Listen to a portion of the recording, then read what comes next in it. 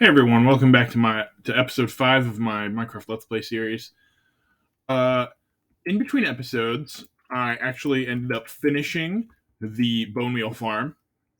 So first thing I had to do, because I remembered that it cannot be built on a chunk border, which was an issue where it was built. It was directly on the chunk border where I had it last time. So I marked out where the border was with this cobbled deep slate. So now that's the chunk. I'm aware that it's a little close. It is technically on the trunk border on this part, but the thing I was worried about was especially like this bit in the back. Like this is the important part. But now you can see. So the way it works. Hang on, let me climb up on top of it. This is technically not my design. I did steal it from someone else now. Um, but the way it works, it manipulates the fact that kelp gets all buggy when trapdoors get activated over it to make it grow fast. The original design involved taking advantage of the fact that glass panes aren't full blocks to allow the kelp to just kind of just fall right into the hoppers. Unfortunately for me, that didn't work, so I did modify it. So I use these signs, and the design still works with this flowing water, believe it or not, as surprised as you may be. But this is what it looks like, and it does actually run fairly quickly. Quick enough that you can't leave it running for too long, because as you can see, that's kind of filling up. It's not emptying as fast as it's filling. So I don't usually let it run for any longer than 15 minutes. Or for that matter, just when I'm not standing right here. So let's actually just let this run for a minute or two. We'll let's get some sugar. Let's just let that run for a minute, right? Get some sugarcane, because who doesn't like some sugarcane?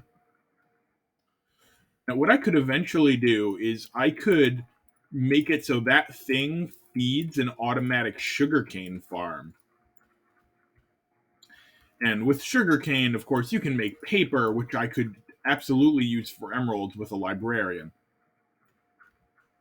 And that might be the way to go. So what I could do is I could run a hopper out of here. I suppose that would mean the sugarcane farm would be mostly underground. But technically speaking, if I were to put the dispenser for the other farm right here, right on this block, and have the bone meal chest just running right into it, I could technically have it mostly above ground, and that would be nice. Uh, as you can see, though, it does work fairly quickly. I don't need that at the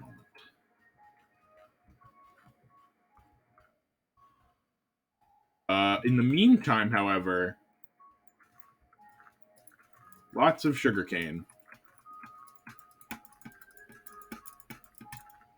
Oops. Yeah, see, look at that. Almost a stack from just 14. That's the magic of bone meal, ladies and gentlemen. Now, I'm going to turn this off just while I'm putting this away. It's really bad to run it while you're too far away from it, because it will break the machine. As you can see, we still have most of our resources left. I did spend a bit more iron than I really wanted to, but that's why the next step is going to be working on an iron farm. But you can't really have an iron farm without a villager breeder, can you? So, as soon as I, you know, get enough resources for it, I think what I'm gonna do is I'm gonna set up the farm and everything I need, and then I think I'll stream that. I think I'm actually gonna start streaming rather than most of my content being videos, because I figured out that Twitch is much easier to use in terms of recording and just being able and people just being able to see my content. Uh, so yeah. And for that matter, I'm aware that this is a very short episode, but I think what I'll do, I'll leave this run, and anyone who wants to can come check out my live streams. I'm gonna start doing those regularly.